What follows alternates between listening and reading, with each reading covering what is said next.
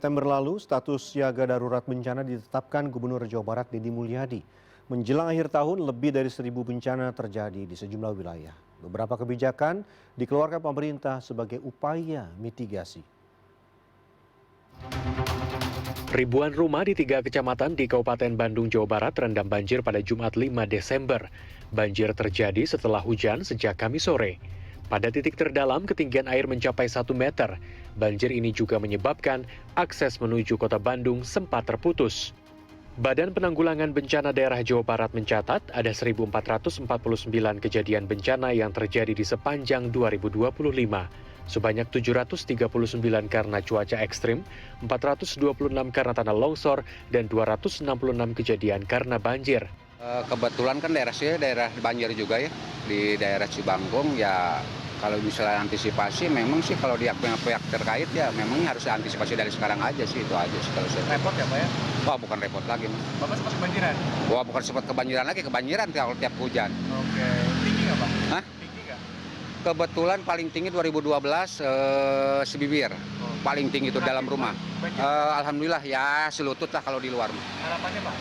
Ya harapan yang paling utama ya lebih baik lagi aja lah, pihak terkait itu aja. Semoga pemerintah lebih aware aja ya terhadap bencana yang sedang terjadi di lingkungan masyarakat ya. Dan masyarakatnya juga lebih aware juga dengan tidak membuang sampah sembarangan dan Ngeri nggak sih ngeliat kemarin banjir dan seterusnya? ngeri ya, soalnya tiba-tiba gitu kan. Terus bencananya yang luar biasa besar ya. Badan Meteorologi, Klimatologi, dan Geofisika menyebut puncak musim hujan terjadi mulai Desember 2025 hingga Maret 2026 secara bertahap. Anomali suhu permukaan air laut di Jabar masih hangat sehingga masih ada kontribusi pertumbuhan awan.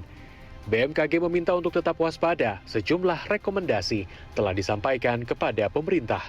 Untuk puncak masih sampai dengan Maret ini kita tetap harus meningkatkan kewaspadaan yang ada. Penyebabnya, Ibu?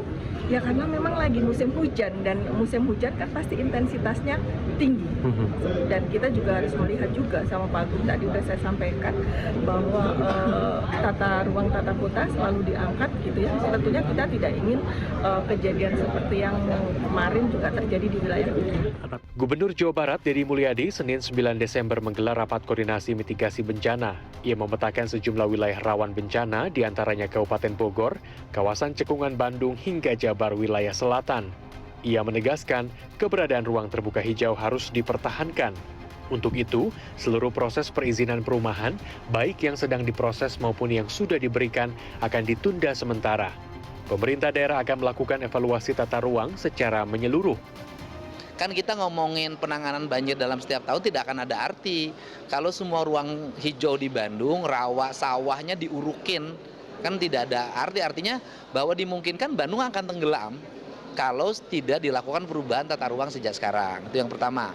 Yang kedua, kita mengevaluasi perkebunan sayur yang menggunakan tanah-tanah yang berlereng, yang beresiko menimbulkan longsor.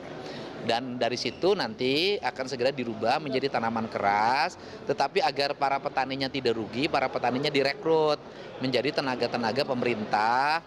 Sebelumnya, Gubernur Jawa Barat Deddy Mulyadi telah menetapkan status siaga darurat bencana di seluruh kabupaten kota. Status ini berlaku sejak 15 September hingga April 2026 mendatang. Tim Liputan CNN Indonesia.